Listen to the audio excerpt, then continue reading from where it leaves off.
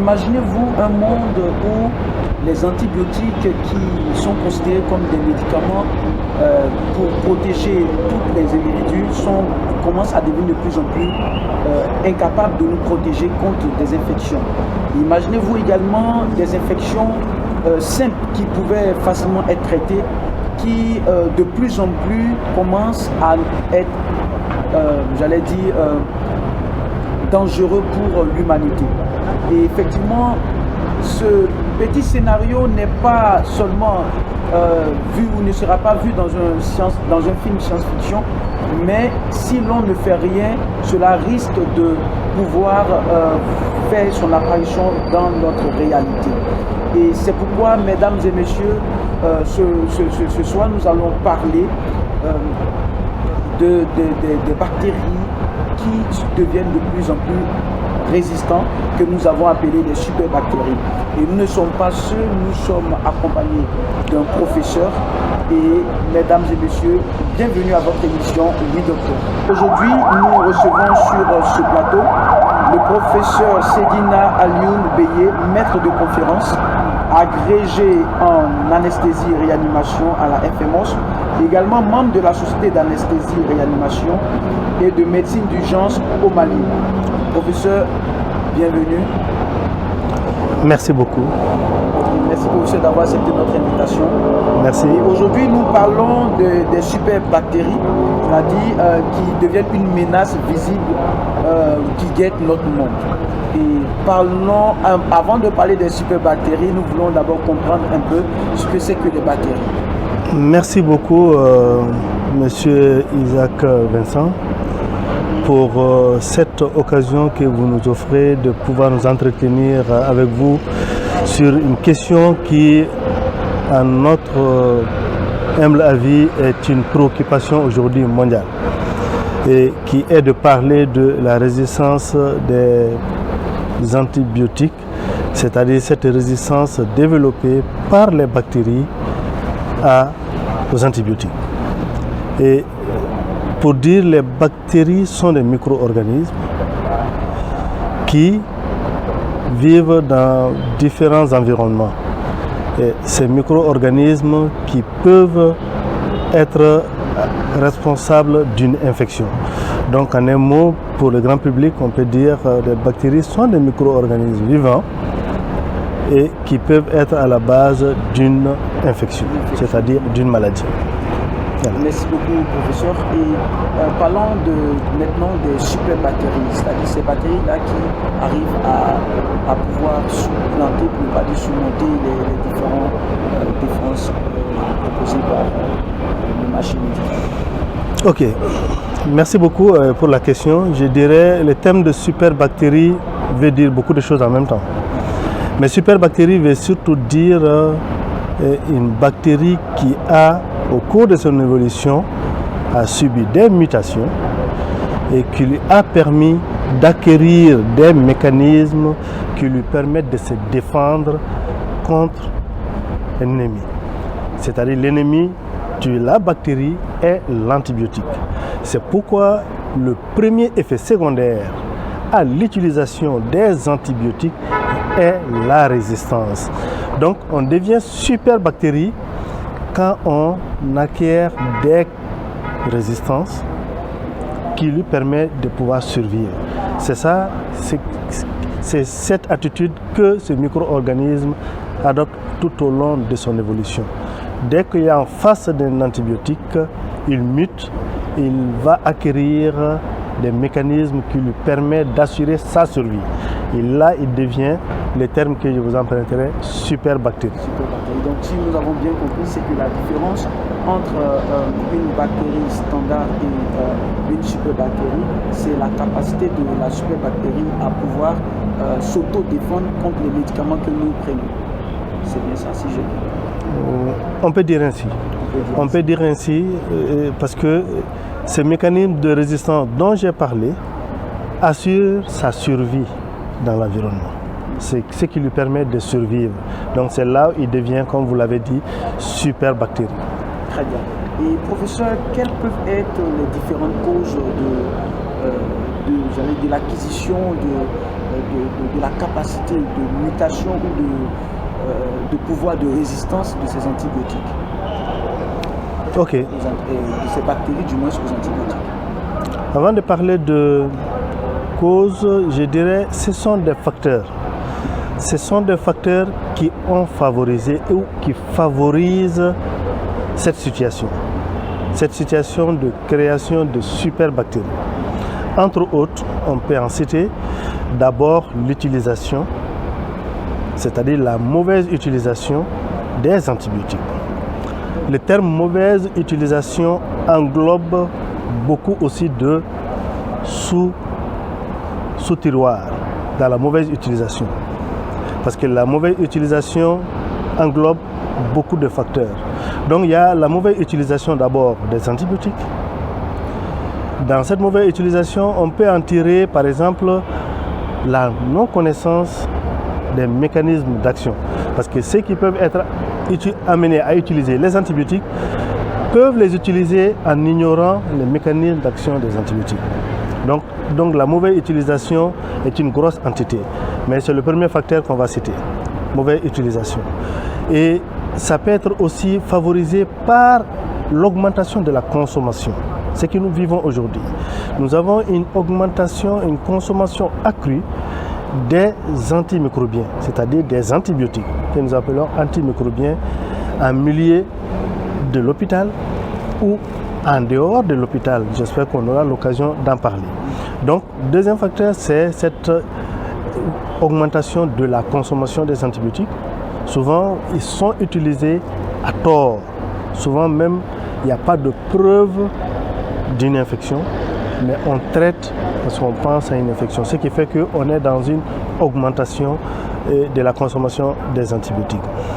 Autre chose aussi qui peut favoriser, et nous avons, ça ce sont des facteurs indirects qui poussent à cette augmentation de la consommation d'antibiotiques, qui peut être les infections au niveau hospitalier, qu'on appelle des infections associées aux soins. De plus en plus, nous remarquons aujourd'hui une augmentation de ces infections associées aux soins en milieu de soins. Donc ça peut aussi être un facteur qui contribue à l'avènement de ces superbactéries. Il y en a plusieurs et il y a aussi l'utilisation, par exemple, c'est pour cela la lutte antimicrobienne, la lutte contre la résistance s'inscrit aujourd'hui dans un contexte qu'on appelle une seule santé. Une seule santé parce que n'oubliez pas que les antibiotiques sont aussi utilisés dans le secteur animal, les antibiotiques sont utilisés aussi dans l'agriculture pour favoriser souvent la croissance. Donc ce qui fait que ces facteurs aussi peuvent contribuer à la formation de ces superbactéries. Et aussi d'autres pratiques qui nuisent un peu au microbiote peuvent aussi contribuer à la formation de ces superbactéries. Comme on le disait tout à l'heure, ces superbactéries, ce sont des micro-organismes qui sont dotés d'une intelligence qui les amène à multiplier aussi les stratégies pour pouvoir survivre. Tout à fait. C'est ça. C'est une guerre qu'ils ont depuis qu'on a commencé l'utilisation des antibiotiques. Donc il y a plusieurs facteurs. Donc les trois que nous avons cités, nous pouvons nous en étendre là-dedans parce que dans ces trois, vous avez plusieurs sous-facteurs dans ces différents facteurs. Tout à fait. Et parmi les facteurs que nous avons, j'aimerais que nous nous attardons un peu sur, j'allais dire, trois principaux facteurs. Premièrement, les facteurs liés aux soins. Les facteurs internes liés aux soins. Et quelles sont les réelles causes de ces facteurs liés aux soins? Parce que d'aucuns disent que les bactéries les plus résistantes, on les retrouve à l'hôpital. Donc, quelles sont j'allais dire, ces causes-là, j'allais dire, ce qui les permet à ce que ce soit les bactéries liées aux soins qui sont les plus résistantes, par exemple? Oui. C'était effectivement le cliché avant. Okay. Mais malheureusement, ce n'est plus le cas. Autant on les trouve en milieu de soins, c'est-à-dire en milieu hospitalier, pour le dire, si on veut résumer les soins, mais autant aujourd'hui on les trouve dans la communauté. Ces superbactéries dont vous faites allusion. Donc le cliché avant, c'était uniquement en milieu hospitalier. Mais aujourd'hui, c'est aussi bien en milieu hospitalier que dans la communauté. Donc, in fine, on peut dire, premier facteur qui favorise cette propagation des superbactéries, le meilleur transporteur reste la main. La main, ce qui nous permettra certainement d'aborder l'hygiène plus tard, l'hygiène des mains. Mais le premier transporteur de ces superbactéries aujourd'hui, malheureusement, c'est la main. C'est la main. Donc ça veut dire que l'hygiène de la main est aujourd'hui le pilier de la lutte contre la circulation de ces superbactéries. Si on veut mettre fin, on mettra beaucoup plus d'accent sur l'hygiène de la main. Ça peut être un facteur d'arrêter la progression de ces superbactéries, la circulation au sein de la population. Mais parlons de l'hygiène des mains. Dans les centres de santé, généralement, bon, je dis, parce qu'on parfois on remarque des actions avec les gants et quelqu'un attrape le poignet de la porte. Et une autre personne sans gants également va récupérer le même poignet de la porte, comme vous l'avez dit, c'est un exemple palpable. Je dis que, bon, certainement aussi, est-ce que ça pourrait, ça rejoint, je pense, ce que vous venez de dire. Oui, en fait, l'hygiène de la main est toute une entité. Le port des gants en fait partie. Mais ce n'est pas que le port des gants. L'hygiène de la main, c'est le lavage des mains au savon. C'est l'hygiène avec la solution hydroalcoolique. Et il y a le port des gants. Oui, au fait, ce que je disais, professeur, pour ne pas vous interrompre, c'est que ce qui peut favoriser, vous avez dit tout à l'heure que la main est un facteur de propagation, j'allais dire, de ces superbactéries-là. C'est-à-dire qu'il y a parfois certaines gestuelles ou bien certains, j'allais dire, actes qui sont posés, que ce soit en milieu hospitalier ou en milieu, j'allais dire, dans la communauté. Certaines actions peuvent, par exemple, moi j'ai des mains souillées, je prends les poignets, parce que les poignets des portes, généralement, on ne les nettoie presque pas. Et quelqu'un d'autre qui a les mains saines, j'allais dire en griffe, vient récupérer, bien qu'il laver ses mains, vient attraper le même poignet pour quand même se permettre de pouvoir entrer dans une porte. Oui, je comprends maintenant votre question. Voilà.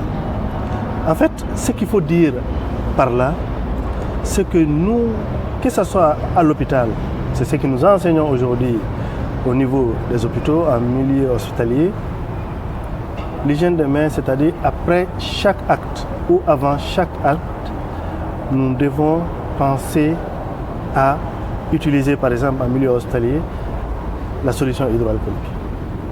Avant, après, chaque fois. Quand par exemple on est dans la communauté, essayons de voir votre cas caricaturé, nous devons laver la main au savon régulièrement dans la journée. J'ai touché combien de fois aujourd'hui la porte dont vous avez fait allusion. Je dois aller, ou bien je viens des toilettes, je fais mes besoins, après avoir fini, je dois laver ma main au savon. C'est ce dont on parle de l'hygiène. Maintenant, l'exemple que vous avez donné par rapport aux gants, on en abuse un peu par rapport aux gants. Porter des gants pour toucher les portes ou bien pour ouvrir, non. Parce que les gants que nous utilisons, dans le cadre de l'hygiène des mains, c'est une barrière physique.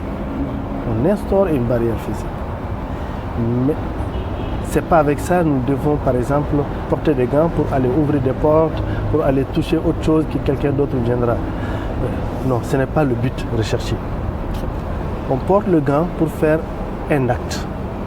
Après l'acte, on enlève le gant, on le met parmi les déchets. Mais quand on veut vous parler de l'hygiène des mains, c'est l'action que nous mettons en œuvre pour détruire la flore qui est censée être au niveau de la pomme de main. Tout à fait. Donc il en existe deux. Vous avez une flore qui est propre à la main et vous avez une flore que nous contractons lors des différents gestes que nous effectuons dans la journée. Ces gestes peuvent être: j'ai serré la main de quelqu'un, j'ai effectué une activité, un acte de soin, j'ai touché un malade ou j'ai touché ses bordures. Donc ça, ce sont les actes que nous effectuons, que ce soit à l'hôpital ou dans la communauté. Donc après ces différents actes, nous devons appliquer une action qui permet de détruire cette deuxième flore, qui est généralement accessible au savon et au gel hydroalcoolique. Le gel hydroalcoolique même, contrairement au savon, détruit et même la flore qui est propre à la main. Je vous le disais, il y a deux flores, une flore qui est propre à la main et une flore transitoire. Cette flore transitoire, c'est ce que nous allons acquérir au cours des différents actes ou au cours des différentes activités, des choses que nous ferons dans la journée. Voilà. Et là, ils sont accessibles. Ces deux flores sont généralement accessibles à la solution hydroalcoolique. Et également au savon, aux antiseptiques. Au savon antiseptique, ça permet de détruire par exemple la flore transitoire, c'est-à-dire la flore que nous allons acquérir au cours de la journée, au cours des différents actes. Tout à fait. Voilà, c'est ça l'hygiène des mains. Tout à fait. Donc, troisième composant de l'hygiène des mains maintenant, c'est le port des gants, qui est physique. Ok, parlons maintenant de la résistance de nos différentes bactéries. Vous avez également tout à l'heure parlé du fait qu'il y a l'utilisation abusive de ces médicaments, de ces antibiotiques qui étaient censés... Mais avant d'en arriver, j'ai cru entendre dans l'histoire, quand je faisais un peu des recherches, que au cours de la guerre mondiale, je ne sais pas, des bactéries vraiment tuaient beaucoup de personnes. Et c'est après qu'il y a eu l'avènement des antibiotiques. Et jusque-là, ce sont les mêmes, j'allais dire, hein, je ne sais pas si je me trompe, nombre d'antibiotiques qui sont utilisés jusque maintenant. Vous nous éclairez un peu sur ce sujet. Ce sont les mêmes antibiotiques qui sont utilisés maintenant. Bon, peut-être que je n'ai peut-être pas bien compris la question, mais ce que je vais vous dire, la résistance a commencé depuis la découverte d'Alexandre Fleming. La résistance. Et effectivement, au cours de la Deuxième Guerre mondiale, on a eu une forte utilisation des antibiotiques. Effectivement, pour la prévention des infections et pour traiter même des infections. Et je crois que les premières résistances ont commencé à être décrites après cette Deuxième Guerre mondiale. Maintenant, je comprends votre question dans le contexte, vous parlez des vieux antibiotiques utilisés, si ce sont ces antibiotiques qui commencent à revenir. C'est de ça que vous voulez parler? Oui, ce sont ces mêmes antibiotiques qui avaient été, les mêmes molécules qui reviennent sous d'autres noms. Je ne sais pas si je peux le dire ici, parce que les bêta-lactamines, ainsi de suite, les différents grands groupes, mais qui reviennent sous d'autres appellations. D'accord, ah ok, je vois. En fait, effectivement, il y a aujourd'hui de plus en plus dans ce contexte de résistance aux antibiotiques, il y a les vieux antibiotiques qui étaient abandonnés. Parce qu'en réalité, ils étaient abandonnés parce qu'ils avaient atteint le niveau ils ne marchaient plus. Donc, ils avaient atteint le niveau de résistance totale. Donc, il y a des attitudes dans l'utilisation souvent des antibiotiques, ils avaient été mis à côté. Ces antibiotiques-là, aujourd'hui, commencent à revenir parce que les micro-organismes que nous avons tout à l'heure définis, c'est-à-dire les bactéries, ne sont plus en contact avec ces antibiotiques. C'est ce qui explique aujourd'hui l'effet de sensibilité retrouvée pour certains de ces antibiotiques. Pas tous, pour certains de ces antibiotiques, qui font que les vieux antibiotiques sont aujourd'hui en train de revenir, mais qui s'expliquent uniquement par cette situation. C'est depuis des années que ces antibiotiques n'étaient plus utilisés. On commence à avoir un renouveau, c'est-à-dire une resensibilité retrouvée à ces antibiotiques qui justifient aujourd'hui leur utilisation en pratique clinique. C'est tout. C'est ça. Bien. En fait. Ok. Professeur, j'ai envie de vous poser une question. Je sais bien sûr que ma question va être un peu directe. Parlons de la résistance aux antibiotiques, pour ne pas dire l'utilisation. J'ai envie de demander à qui la faute. La faute, c'est un peu, je sais que ma question est un peu très précise, à qui la faute? À la population qui utilise mal, ou c'est la prescription, ou bien c'est l'automédication? Parce que je sais que à ces trois niveaux, il y a quand même des responsabilités qui sont attachées. Alors, je vous le disais tout à l'heure que dans la lutte contre la résistance aux antibiotiques, on est dans le concept de One Health. Il y a quelques années, chacun menait la lutte à son niveau. Je vais répondre à la question. Chacun menait la lutte à son niveau et cette attitude a montré beaucoup de limites. Beaucoup de limites, c'est pourquoi aujourd'hui, que ce soit le secteur humain, animal, l'agriculture, se sont mis ensemble pour faire ce concept de One Health, pour que nous puissions impacter. Rechercher la responsabilité dans cet état de fait d'antibiorésistance. Je ne pense pas que le coupable va être vite trouvé. Mais ce qui reste sûr, pour gagner cette lutte aujourd'hui, il faudra être ensemble. Il faut conjuguer les efforts pour pouvoir réduire. Parce que la menace, elle est grande. La menace, elle est réelle. Et qu'est-ce qui compte arriver? Dans les prévisions, on dit d'ici 2050, aucun antibiotique n'agira sur aucune de ces bactéries. Et ça, c'est un drame. Et on pense que d'ici 2050, l'antibiorésistance va être la première cause de décès. Ouais. Ça, c'est des faits. Ça, c'est une réalité. Maintenant, rechercher une responsabilité.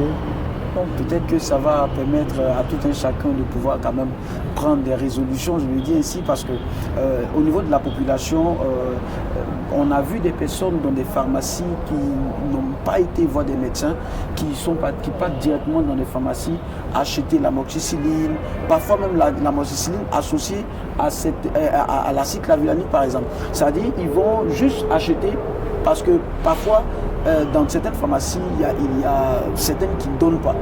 Mais parfois, quand ils reconnaissent la personne, bon, parfois ils donnent. Donc ça aussi, ce sont des habitudes, je me dis, à mon humble avis, qui peut également favoriser la résistance. Donc si, par exemple, ils savent, ils vont quand même prendre des mesures qu'il faut.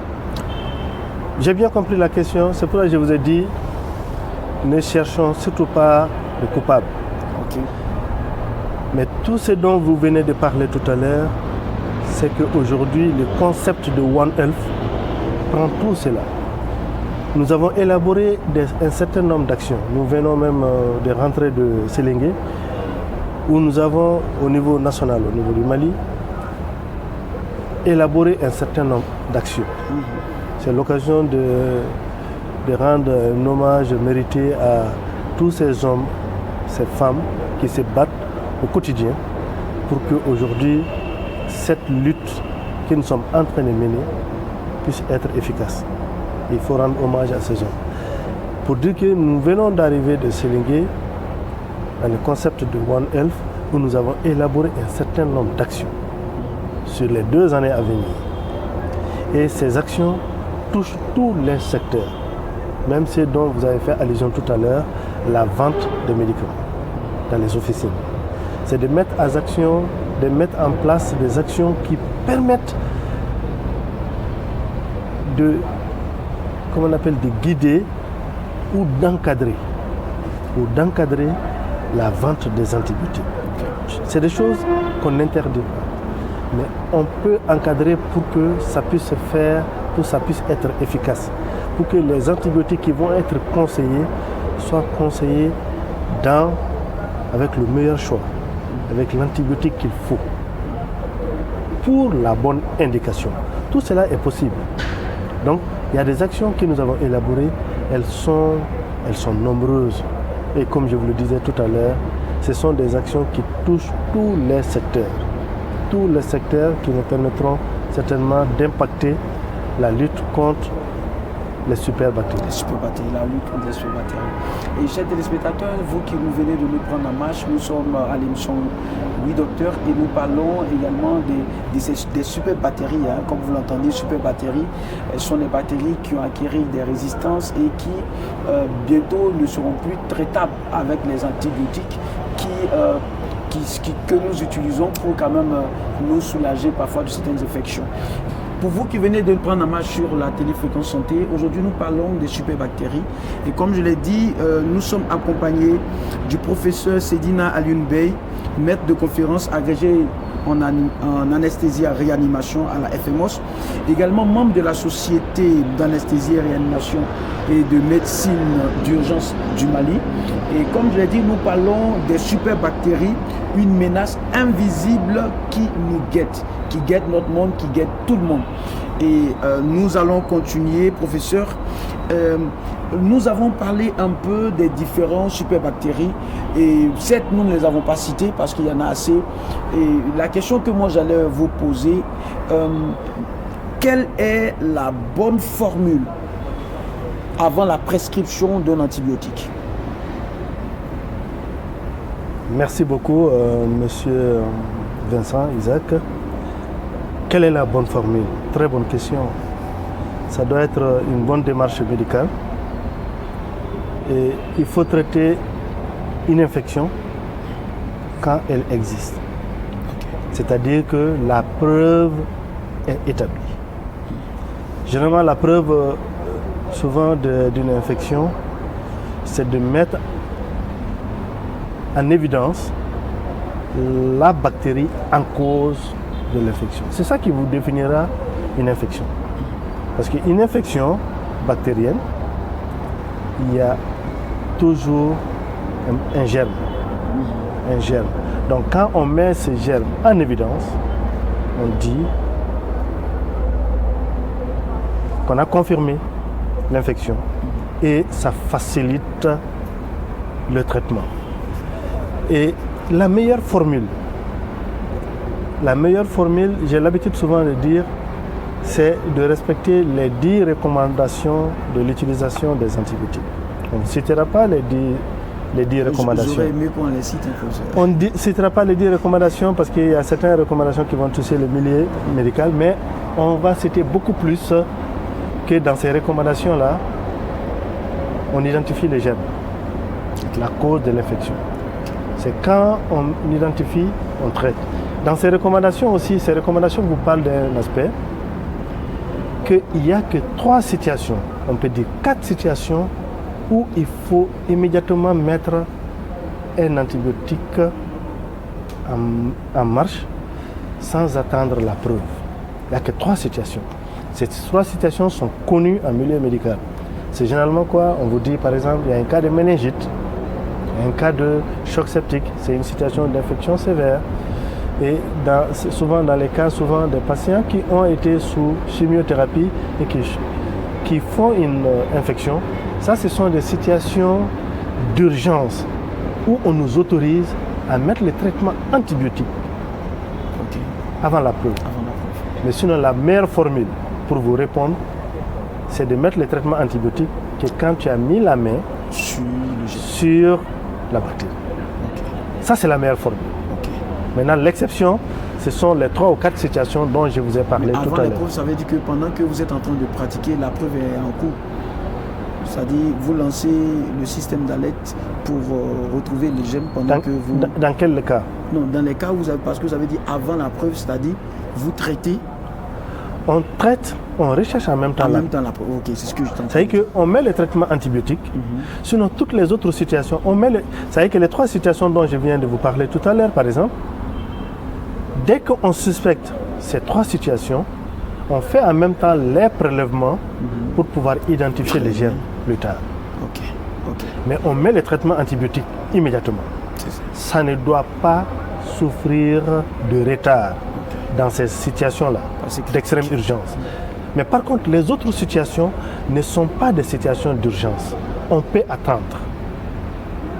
C'est-à-dire qu'il y a suspicion d'infection, mais on peut attendre avant de mettre le traitement antibiotique. Donc dans cette attente-là, on a fait les prélèvements. Ces prélèvements-là vont nous permettre d'identifier le germe. Quand on aura les germes, ou quand les examens nous diront qu'il y a de fortes chances, parce que ça aussi ça peut exister, que ce soit une infection bactérienne, en ce moment on est autorisé à prescrire l'antibiotique. Deuxième et troisième chose qui rentre dans ces 10 recommandations, il faut maintenant le bon antibiotique pour le bon malade, pour la bonne indication. Tout à fait. Ça c'est troisième ou quatrième chose dans la recommandation. Donc le bon antibiotique, c'est-à-dire que je ne vais pas prendre un exemple, vous m'excusez certainement du terme, je ne prendrai pas un bazooka pour tuer une mouche. Ça sera inutile. Ça sera inutile, j'aurais gâché voilà, quelque chose. Donc ce qui serait l'idéal, c'est d'utiliser le bon antibiotique pour le bon germe et pour le bon malade. Parce que le malade reste toujours au centre de nos préoccupations. Donc voilà, si j'ai un conseil à donner, c'est ça. Traiter l'infection que quand on a le germe. Quand on a les germes, c'est quand la preuve de l'infection est établie. On traite. Maintenant, en tenant compte des situations d'exception, qui sont les 4 situations d'urgence dont je vous ai parlé, où la mise en place du traitement antibiotique ne doit pas souffrir de retard. C'est autorisé par la gravité de la situation. Sinon, les autres cas, il faut avoir une bonne démarche. Une bonne démarche. Infection bactérienne prouvée. Prouvée, et puis antibiogramme établi. Mais c'est ça, avec antibiogramme établi. Merci beaucoup, professeur. Et je pense que chers téléspectateurs, vous avez compris. Donc, j'aimerais toucher ce point parce que moi, je l'ai vu par moment.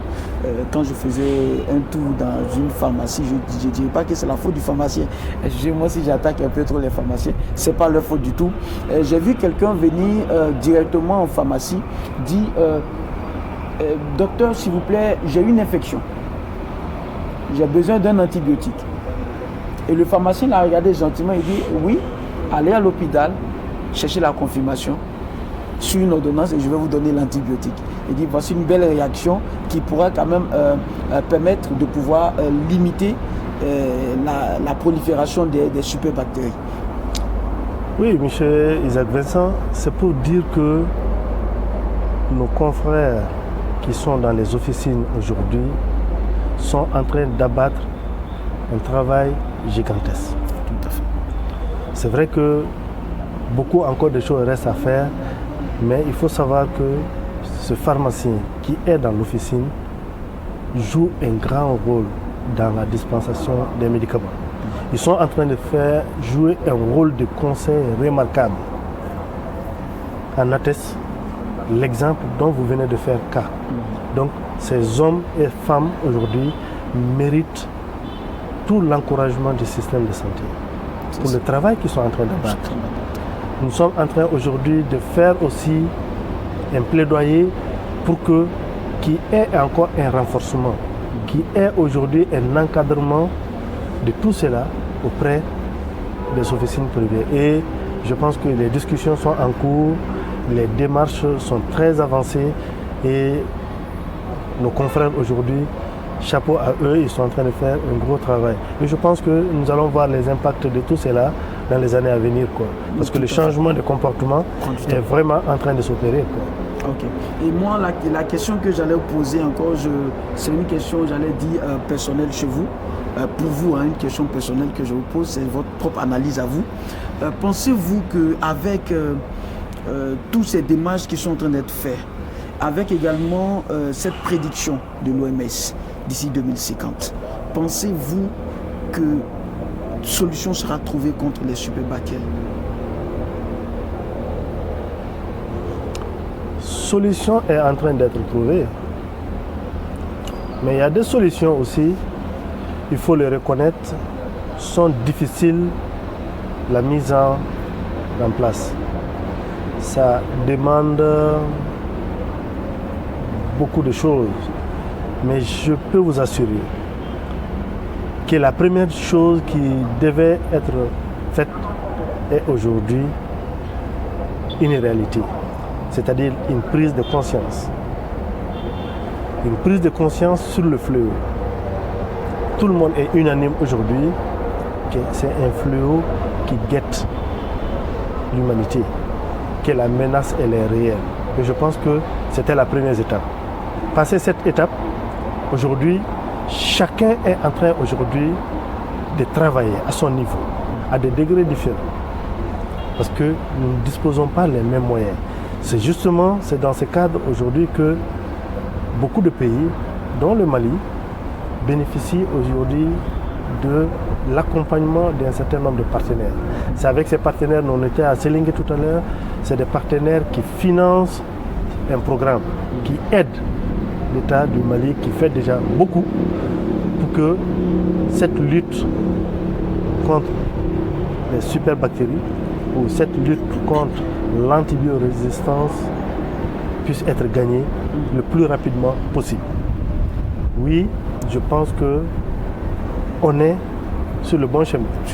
Sur le bon chemin, mais beaucoup de choses restent à faire. Il faut faire beaucoup encore de sensibilisation pour que les comportements puissent changer. Et Inch'Allah, je reste convaincu qu'on va parvenir pour que l'humanité puisse rester encore en santé de fer avec des antibiotiques qui puissent encore marcher. Donc on multiplie toutes les stratégies. Je pense que l'espoir est permis. L'espoir est permis. L'espoir est permis, on peut le dire. Disons, l'espoir est permis. Cher professeur, qu'est-ce que vous pouvez dire dans cette prévention, dans cette lutte de façon personnelle, j'allais dire, aux téléspectateurs qui nous suivent, qu'est-ce que vous pouvez leur donner comme conseil dans le but de pouvoir aussi, eux aussi à leur niveau, lutter contre les antibiotiques au moment où nous tirons vers la fin de notre entretien? Alors, ce que je dirais pour la population, d'éviter l'automédication, d'aller toujours chercher le conseil. Le conseil peut être effectué auprès du pharmacien qui, comme avec votre exemple, certainement, vu la situation, va certainement les demander d'aller à l'hôpital. Sinon, dès qu'ils ont signe de quelque chose les faisant penser à une infection, d'aller à l'hôpital. Premier conseil. Deuxième conseil, c'est de mettre un accent particulier à l'hygiène. On a parlé de l'hygiène des mains. Aujourd'hui, cette hygiène des mains est accessible à tous les niveaux. Si un accent est mis à cette hygiène des mains, au niveau, comme on appelle, de la communauté, nous pouvons ralentir la circulation des superbactéries dont on parle aujourd'hui. Ça, c'est pour la population en général. D'aller consulter le plus rapidement possible, d'éviter l'automédication, de mettre un accent sur l'hygiène des mains à domicile. Au personnel de santé ou les agents de santé, aujourd'hui, de tout faire pour que les antibiotiques soient utilisés à la bonne indication.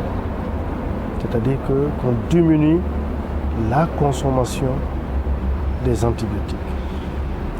Qu'on met un accent sur l'hygiène hospitalière, l'hygiène des mains, comme nous sommes en train de le faire, de le renforcer davantage. Je pense que ce sont des pistes qui nous permettront de diminuer la circulation ou de diminuer tous ces facteurs qui favorisent la création de ces superbactéries. Ça, ce sont des conseils de sensibilisation accessibles, aussi bien au niveau de l'hôpital qu'au niveau de la communauté. Parce que la menace, on l'a dit tout à l'heure, elle est vraiment réelle. Merci beaucoup, professeur, d'avoir accepté notre invitation. Et nous pensons que ce ne sera pas une première. Nous allons vous solliciter encore pour, pourquoi pas, d'autres sujets dans le but de sensibiliser également l'opinion publique. Oui, c'est aussi l'occasion pour moi de vous remercier pour aborder ce sujet, qui est un sujet d'actualité, qui, je pense, mérite certainement une autre émission, qui nous permettra certainement d'aller en profondeur. Pour un peu mieux décortiquer toutes les actions que l'État du Mali est aujourd'hui en train de mettre en marche contre les superbactéries. Et cela mérite d'être connu par la population. Des efforts importants sont en œuvre et je pense que ce serait important. Donc il est aujourd'hui de mon devoir de vous dire grand merci pour cette émission que nous venons de faire, qui certainement va être bénéfique pour la population et qui va rentrer aussi dans le cadre de cette lutte contre l'antibiorésistance. Merci à vous, M. Isaac, merci à la télévision pour nous avoir donné cette occasion. Ok, merci beaucoup, professeur. Chers téléspectateurs, merci de nous avoir suivis. Nous sommes déjà à la fin de notre émission, mais retenez ceci au travers de l'échange que nous avons eu avec le professeur, que l'émergence des superbactéries ou des bactéries résistantes continue à être une menace sans précédent pour la santé publique. Leur résistance aux antibiotiques nous rappelle la fragilité, j'allais dire, de nos acquis médicaux. Il est important, j'allais dire plus qu'impératif pour nous, de sensibiliser l'opinion publique et de le pouvoir promouvoir, j'allais dire, des comportements responsables pour freiner cette menace. L'engagement de chacun est indispensable. Je l'ai dit, l'engagement de chacun est indispensable dans le but de préserver notre santé collective. Voilà, comme le professeur l'a dit, l'État joue déjà son rôle. Il faudrait que chacun d'entre nous ait des comportements responsables dans le but de freiner cette, j'allais dire, prolifération de ces superbactéries. Merci de nous avoir suivis et bonsoir chez vous.